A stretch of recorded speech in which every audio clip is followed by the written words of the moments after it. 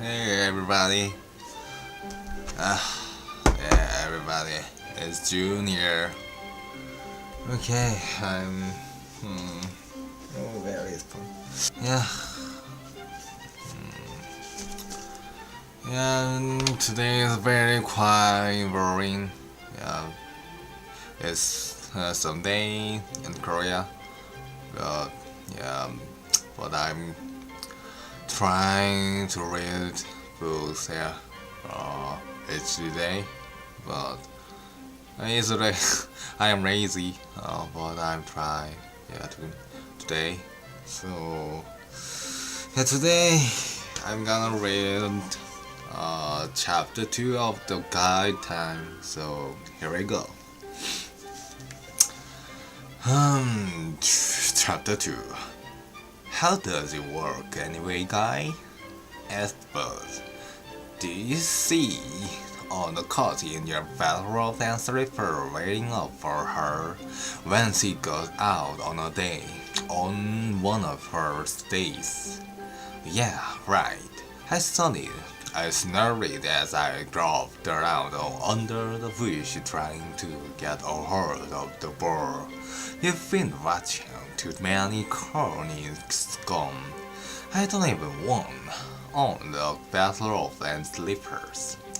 Well, what do you do if you open the door and see and some guy were out there on a porch, like kissing or something? Buzz asked, quick bugging me and help me get this freaking ball out from under here, will you? My mother has been dating now for about a month. I can't say I'm exactly used to it yet, but I'm much resigned to it. There's really nothing I can do about it. At least see at Mr.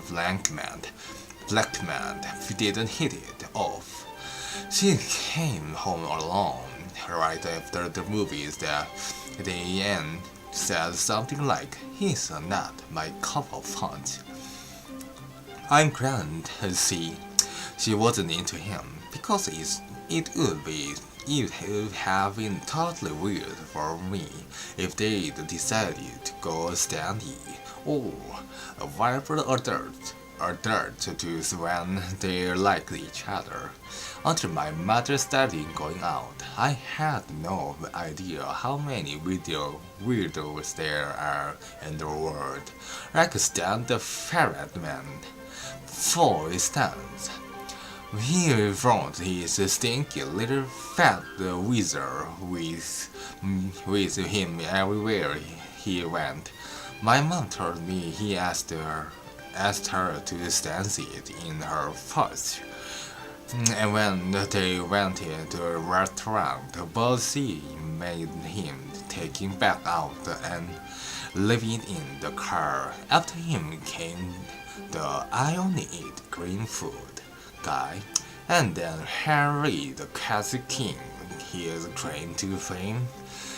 He could flame 3 cages at the same time, one in his mouth and one in each nostril. All I could think about was, what if he got them mixed up in between cursors? Yuck. Ever since the dating began, I have been haunted by the thought that my mother might divorce my father and decide to marry one of the geeky types she's been dating. I know she has a soft spot for unusual men. After all, she married my dad, and he was about as offensive as they come.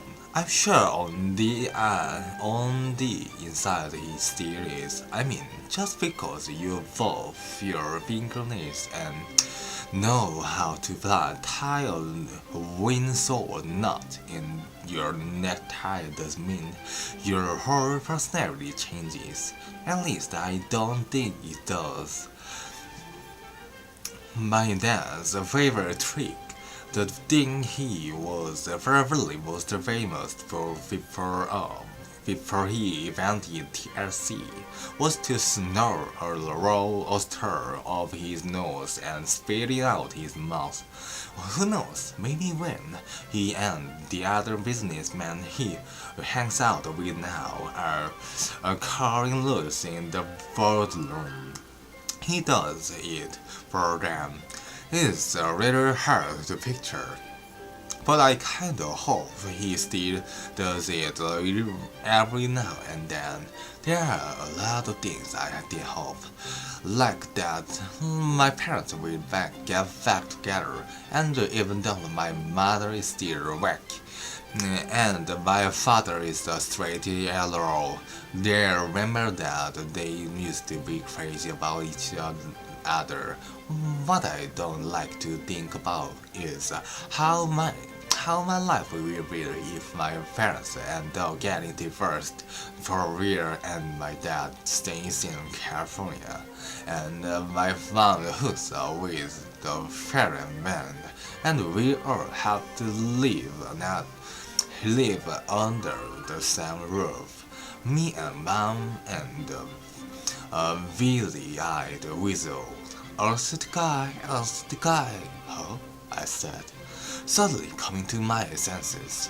What are you doing lying under here in the dirt like a bug? But guy, I thought you were trying to get the fur.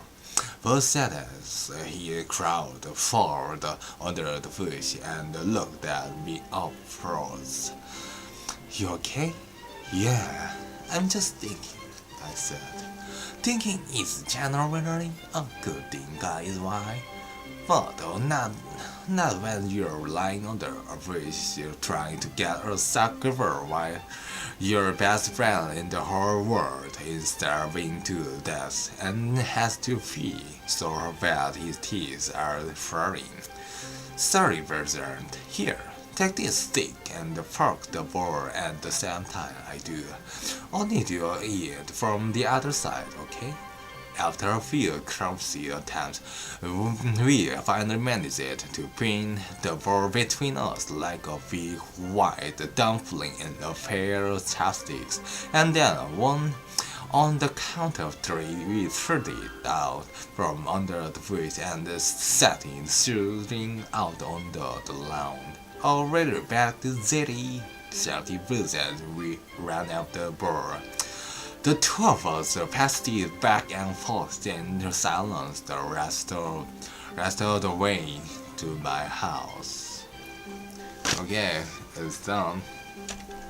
Okay, it's so at least so boring. Yeah, but that's okay. Yeah. So I'll see you in next my video. Yeah, bye.